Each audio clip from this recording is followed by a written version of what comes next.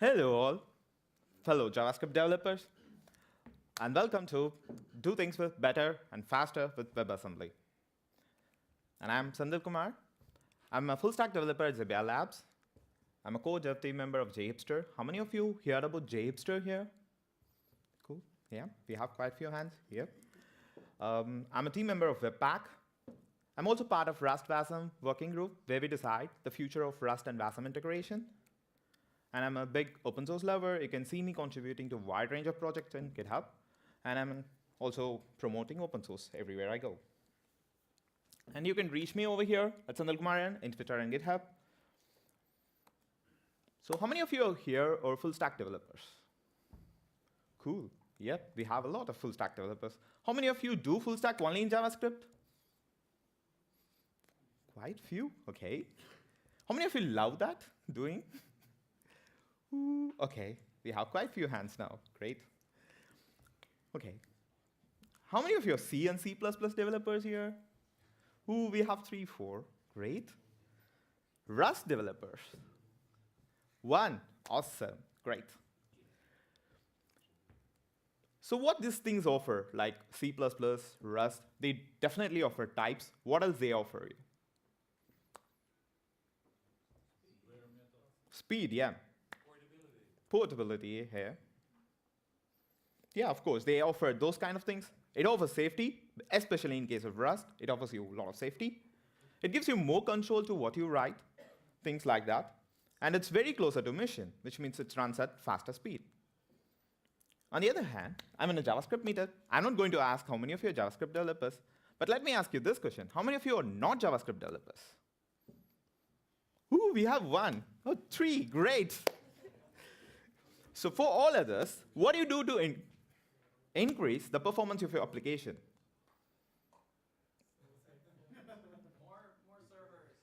More servers, yay. Okay. Anything else? Cache, of course, yeah. Lazy loading, yeah. So yeah, we do some sort of things, some sort of magics to make that happen. We obviously make use of type system in case of JavaScript to make it faster.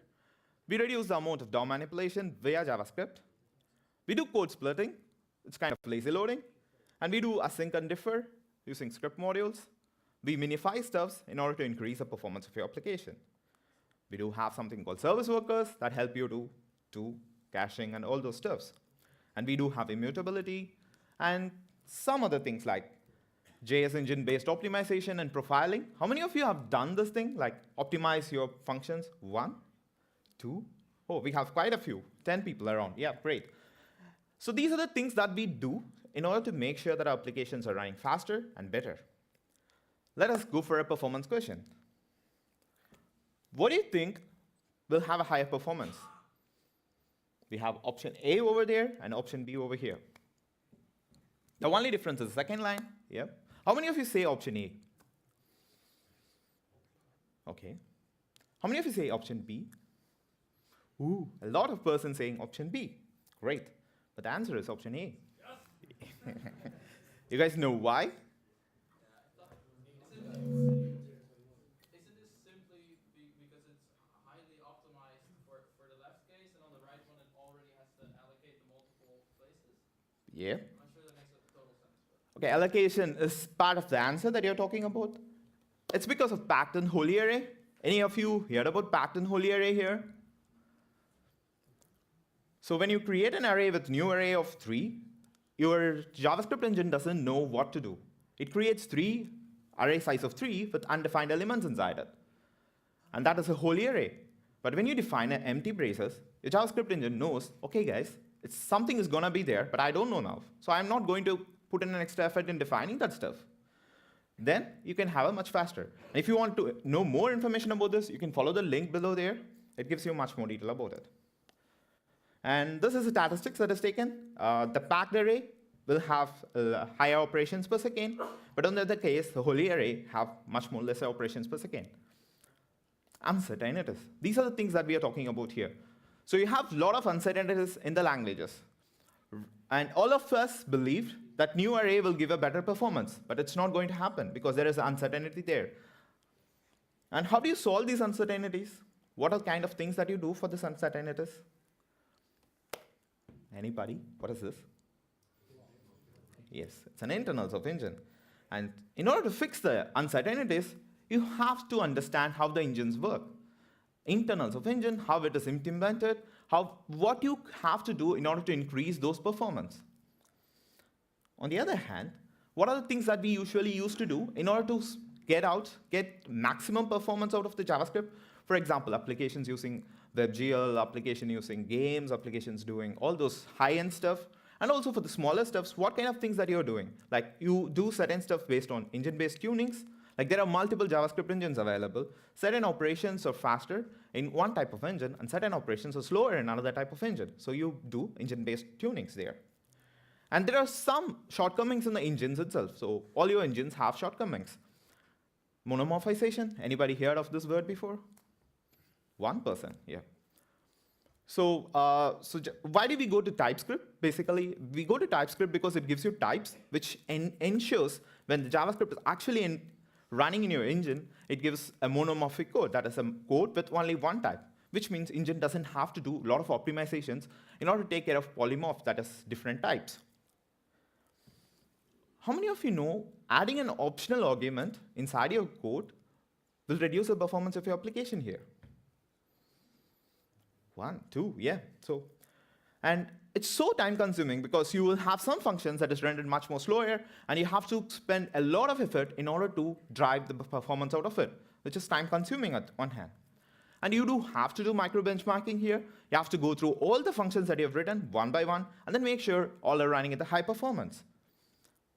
Of course, okay. Of course, you have to know the concept of packed and holy array when you're working with arrays. On the other hand, what does it offer? Like, you have done all the optimization that we have seen at the previous slide, but what we end up in is a code that is kind of messed up. You cannot maintain that code so far because people who are coming outside, who are coming newly to the application will not know anything about the code, why I've done in this way, why it has been done in this way. But on the go, sometimes JavaScript engine itself changes. Like, V8 is getting released every now and then. And every now and then, they are attacking a particular part of the performance, and then they're increasing the performance, which means whatever you have done, whatever the messier thing that you have done in order to increase the performance will be outdated, and people has to change that stuff. And you have a problem of maintainability here.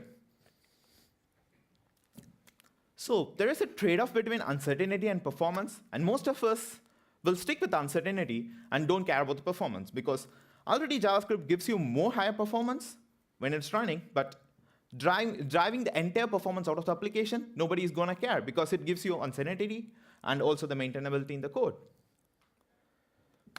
So how better will it be to run the consistency and speed of the application using the native code in the browsers? It would be nice, right, to run your native code in the browser where you don't need to worry about all those things that we have just talked. So introducing you guys WebAssembly. How many of you have done WebAssembly? How many of you have heard about WebAssembly, worked on it? How many of you worked on it? Cool, nobody, okay. So WebAssembly is nothing but binary encoded stack machine. So it's a set of instructions that you give to your computer, and it runs those instructions. That's it. And it runs on your browser, which makes it much more simpler. So you can compile your native code for a browser environment and run it in the browser. So that's what WebAssembly is all about. And of course, it's supported by all the major languages or all the major browsers that we have. It's fast and efficient. It's pretty safe because WebAssembly itself runs in a safe execution environment, which makes it pretty safe. It's binary encoded. It's debuggable, so you can debug the WebAssembly stuffs. And it's developed as a part of open web platforms, which means it's available in all the browsers openly. And one cool thing, just before we jump into WebAssembly and see what kind of things that is offered, you have to know WebAssembly is not a replacement of JavaScript. It's not going to replace your JavaScript at any point of time. It helps you to integrate well and create a maintainable code, and it always focuses, WebAssembly always focuses, as a working group member, we always focus on symbiotic relationship between WebAssembly and the JavaScript. So how many of you here know how a JavaScript works inside a JavaScript engine? Sorry? I said completely. not completely, at least the idea of how it works. Yeah, so let's go a crash course into it. So immediately when your JavaScript file is getting downloaded on the machine, on the browser, it starts to parse it. It tries to convert into AST. AST is, what is AST? Yeah, abstract syntax tree. And once it is parsed, it tries to interpret this JavaScript and goes straight away into execution mode. But on the other hand, there is a profiler which comes into picture, which looks on the things that are executing, and then it checks, okay, this function is getting called a lot of times. Okay, let's mark this function as a hot function. And once it is marked as a hot function, it tries to compile them, and it tries to optimize the function such that it works best. So once this optimization is happening, JavaScript, instead of using the interpreter way of interpreting into execute the stuff, it goes via the optimized way, which means it works much faster. But when it goes really hot, like the function is getting called like millions of times again and again, JavaScript takes some assumption, the engine takes some assumption, and then re-optimize the entire stuff, which means it's much more faster. But definitely, when you compile, optimize, and then re-optimize, there are some nanoseconds or milliseconds or microseconds of time lag that is happening because the engine has to take this code, it has to compile it, it has to optimize the thing, it has to generate a code, and then put a reference to it. So which means you're using a lot of time there. You're missing a lot of time there. And finally, it executes that stuff. At the end of the day, you garbage collect everything, and sometimes your application may pass at this point. But on the other hand, how WebAssembly works. So steps are smaller. It starts to decode. So you're binary encoding the data. As soon as the browser finds a WASM file is downloaded, it tries to decode the entire data. Once it is decoded, it tries to compile it. So the code is already compiled and optimized. So you need not worry about optimization. But this compilation part is much more smaller. It compiles in the browser inside the JavaScript engine, and finally it executes it, which makes it much more simpler and faster to get started and running. Let's see how you build a simple example in Rust. I'll be focusing mainly on Rust here. So this is a simple function. You don't have anything here. It's just a simple function that says add 1. And it just takes an integer and adds 1 to it and then returns it. As simple as that. Just before we go there, how many of you, okay, what is the numerical format that JavaScript is using? Sorry? ISO something 6. 6? ISO 6. Sorry? Okay. It's using F64. So all the numbers that you define in JavaScript land is F64. But on this case, you see Rust is using I32, which is much more efficient than F64, correct? Yes or no? Okay, it's yes. Fine. Let's go ahead. So you run this command. So this WebAssembly compiler is part of Rust compiler now. So you can run this command. It's in the part of write label. So just run this command. It converts your Rust code into WebAssembly code. And what do you get? A raw binary format. So WebAssembly is nothing but a raw binary format. It has an assembly code. How many of you are from electronics background here? Ever written assembly for your 8086? Cool. Great. Finally, so once it is generated, WebAssembly just generates a module. Since these modules are small entities, and inside the modules, you have set up instructions there, which helps you to run your code. So you have things like import, which helps you to add all the imports that a WebAssembly module can have, followed by the export. So export will have a list of things that is exported from that particular module. So for example, you have seen add 1 function there. This add 1 function is exported out of the module. So you can specify the export here, followed by function and code, the actual function and code. And here, it's defined by the keyword function, so it has the actual function. On the other hand, you have a start. The start is where, this start is a starting point of execution. If you haven't defined one, it will wait till you call the function there. If you have defined one, the moment WebAssembly module is loaded, it starts to run the start function. And then you have global, where you can specify the global parameters there, like the global variables, followed by the memory. So memory is where you specify the memory that Rust and JavaScript shares. So this is one thing that you have to make sure. Like everything operates on basis of memory here. So you tell the WebAssembly module that this is a kind of memory that you have to use. Then it sticks to that memory and works on top of that memory. Added to that, you have element, you have table, and you have data. So these are the extra informations that you can add inside element, add inside the WebAssembly module that is shared between the application, the JavaScript, and WASM. So this is really helpful when you do the boundary crossing, because JavaScript literally knows which memory to attack, and WASM module literally knows from which memory it has to load stuffs. But that raw binary format is not readable. To make it readable, we have WAST. WAST is nothing but WebAssembly text format.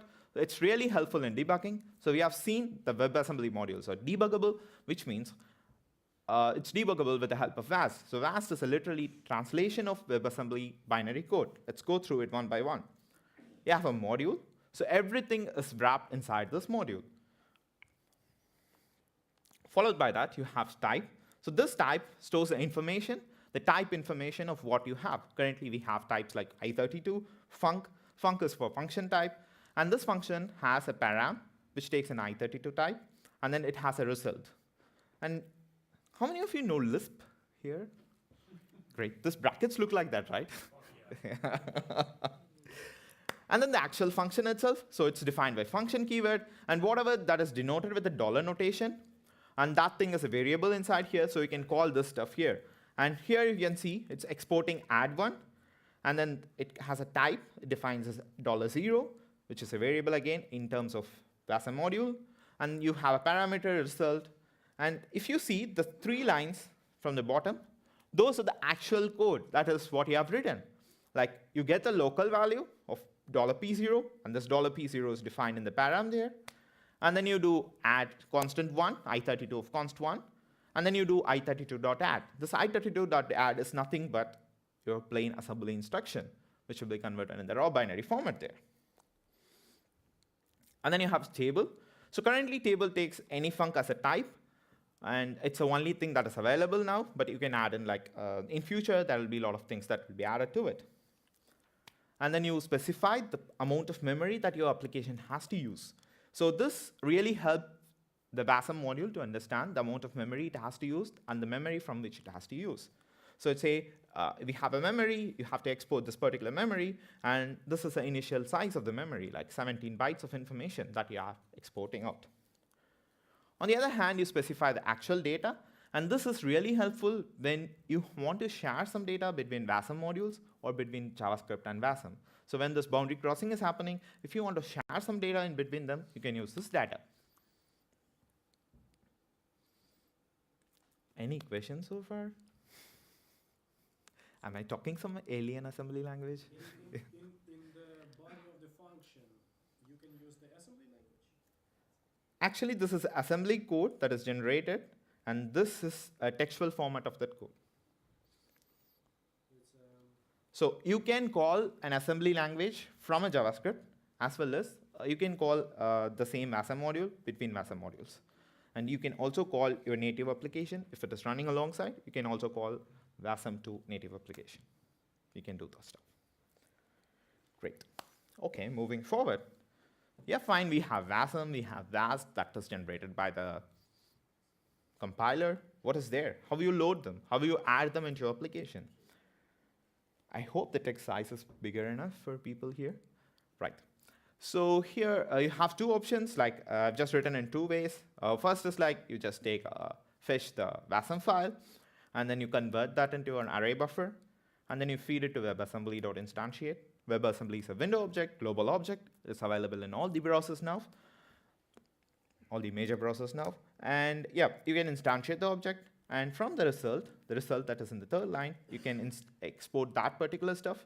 Like you can have a list of objects there. So this result.instance will give you objects like memory, all the things that we have seen. Memory, exports, imports, and all the stuffs that we have seen in the previous section will be listed here. So this is an object that you have to work on top of it. And when you say add 112, you end up in giving a result of 13 there. OK. And then you have using compile streaming. So here it's like you don't worry about fetching the stuff and then converting that into an array buffer. The browsers will give you a compile streaming method, which helps you to fetch the stuff, compile it, and then give the compiled version of the module, and use the compiled version of the module to instantiate stuff. So it's much more simpler. And even you go one step deeper, it tries to instantiate the compiled module. So you just have to fetch it, and then instantiate the particular stuff. But this is currently supported in fewer browsers. Not all browsers support instantiate streaming. Also, compile streaming and instantiate streaming are extensively supported under HTTPS for security. Good. Finally, the streaming compilation actually speeds up the WASM performance. How does it speed up? Anybody? Because you're compiling on fly. Like, this is just a binary code, binary data, raw data that is coming from the server, that is coming from the browser. You just compile it on the go, which means you have much more higher performance. In JavaScript, there is no way of doing streaming compilation now. The main reason is it has to generate an AST first. But in case of WebAssembly, since we are dealing with binary code, you need not worry about ASTs here, which means you have 10 to 15 times faster on doing streaming compilation. But worry not, streaming compilation will be coming to JavaScript sooner. And there is also an ECMAScript module specification for WASM. This enables us to load the WASM files as an ECMAScript, ES modules. And it's still in very early stages, talks are going on, and I guess yesterday there was an awesome article from Lynn Clark for this particular stuff. You should check that out. Okay, let's go to the demo time. Enough of boring talk. Okay, I'll be doing 2 demos here. The first demo is I'll be using WASM bindgen, which is a tool that helps you to include your WASM modules in your browser. It has a lot of cool functionalities added to it. And in the second demo, I'll be using webpack, and then I'll show you the performance difference that it's giving you. Okay? So there is only one person has worked on Rust. I'll just go through this file. Let's just zoom in a bit. Okay, so fine. So this is a file that has been generated. So this is cargo toml is something like your package.json for your node modules and stuff. So here you define a package, and you give all the necessary information that you want. And then you define a library. And this specifies this library, this Rust library, is capable of running in a different embedded environment. On the other hand, you specify dependency, which is nothing but a crate. In Rust world, it's called a crate, while comparing in NPM world, it's called a package. So you specify the WASM engine and the version of it. That's it. So this is a Rust file that we have generated that we are going to work on. It does nothing. It just gives you an alert. Hello world. That's it. So let's change it. Hello world. Yep, let's change it in the JavaScript file. On the other hand, you do have a package.json. So we are going to run this in your HTML file. So this package.json is nothing. It has webpack CLI. So webpack has WASM. Webpack 4 comes with WASM, so you can load WASM with that. And followed by that, you have webpack config file, which helps you to, this is a configuration of file, which has nothing, just an entry, an output, how do you do it, and the mode. So webpack 4 has mode in it, so just have the mode. Great. And this is just an index.html, which shows stuffs here, and then the index.javascript, which actually helps you to load the WASM module. So let's go ahead to our command prompt. Okay, so let's type in. So in order to generate or build your application, you have to type cargo build target wasm32 unknown. So this is a command that helps you to build a WASM file out of the Rust file that we have. So let's click it. So it tries to compile it, and then it generates a WASM file. So let's see where it is.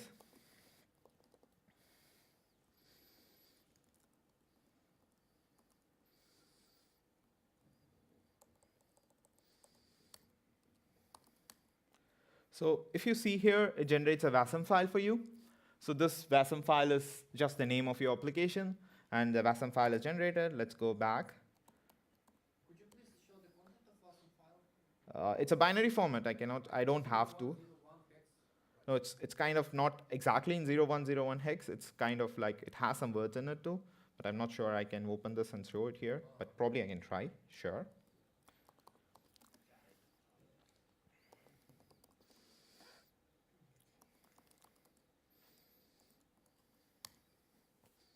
Okay. So this is a WASM that has been generated. Cool. Okay, so now what I'm going to do is I'm going to use WASM bindgen to convert this WASM file that has been generated, and I'm going to convert that particular WASM into an optimized WASM such that it can be used along the process. So what I'm going to try is WASM and -bindgen. I take that particular file and then create an output in the same location that I have. So this will generate an output for me, and if you see, this would have generated bg_demo.js and bg_bg.wasm file. So let's go ahead and see what it has inside.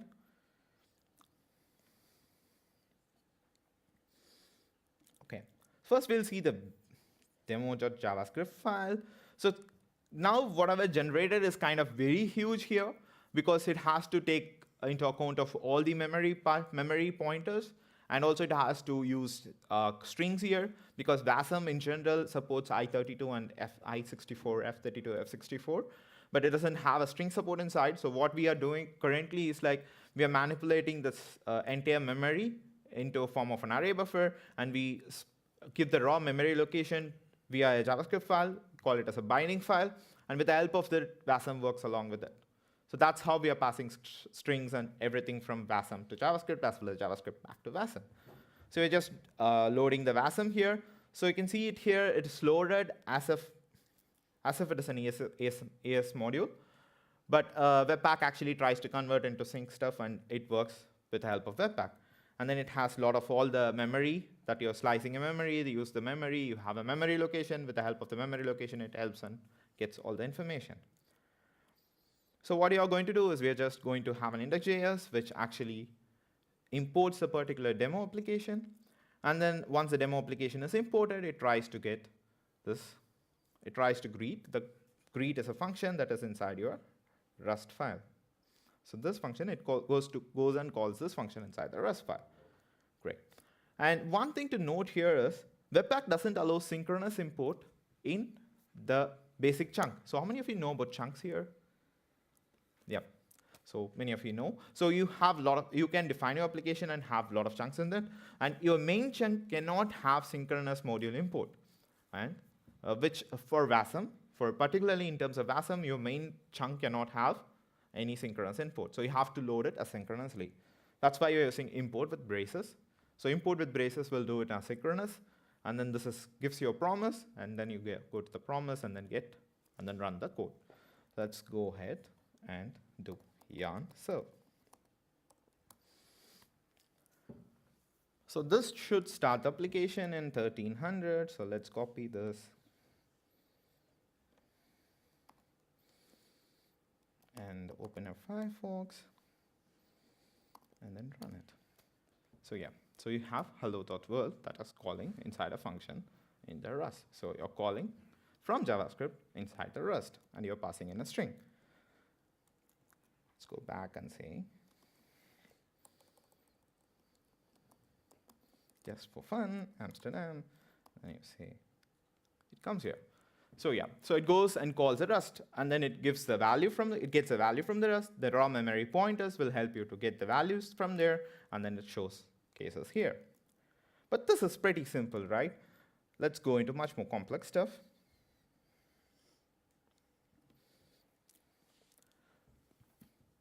So yeah, so this entire application is available in Webpack examples. It's kind of something, I've just added few other stuffs, few fancy stuffs on top of it, but this entire thing is available in Webpack.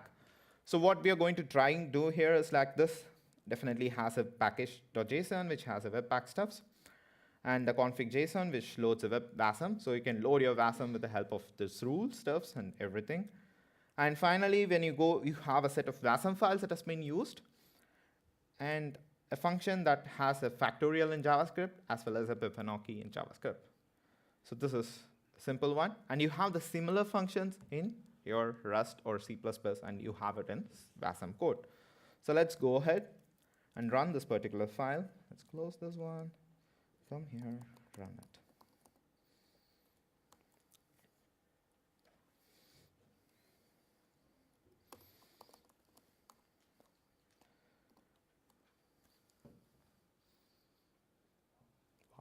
Okay, so it tries to run your entire stuff, and you can see the difference of performance here. Your JavaScript 1 is having higher time. On the other side, your WASM 1 has a lower time, which means the performance is much more higher in terms of loading your simple application. But what we are doing actually here is, we are trying to call, it's too slow for me. We're trying to call the same function like 5,000 times. We're trying to first warm it up. So in order to play good, you're just trying to warm it up here. And once it is warmed, that is once the profiler kicks in and says, OK, this function is getting called a lot of time. Let's mark it as and let's optimize this particular function. And once it is optimized, we're just trying to run it for more number of times. And at the end of the time, we're just calling those functions. And look what it has happened here. So it has like the WASM factorial gets called, and it's like for 5,000 times, it just took to 24 milliseconds. So you have a lot of differences between the performance here. But one thing to note is, like, you can always go ahead and do like increase the performance of your JavaScript using a lot of techniques that we have. Like, we have seen many techniques, and there are a lot of other techniques. You can go ahead and remove the recursive function and then replace it with normal function, since we are using a recursive function here. So since we are using a recursive function, in JavaScript, recursive function is much more slower. So you can go ahead and use a normal function here instead of recursive, the normal one, and increase. But the performance, you will get like 10 to 15% of performance, much more higher in terms of WebAssembly on comparing to the JavaScript counterpart, which is much more easier and simpler. Simply, you're just writing the same stuff, but you're getting much more higher performance.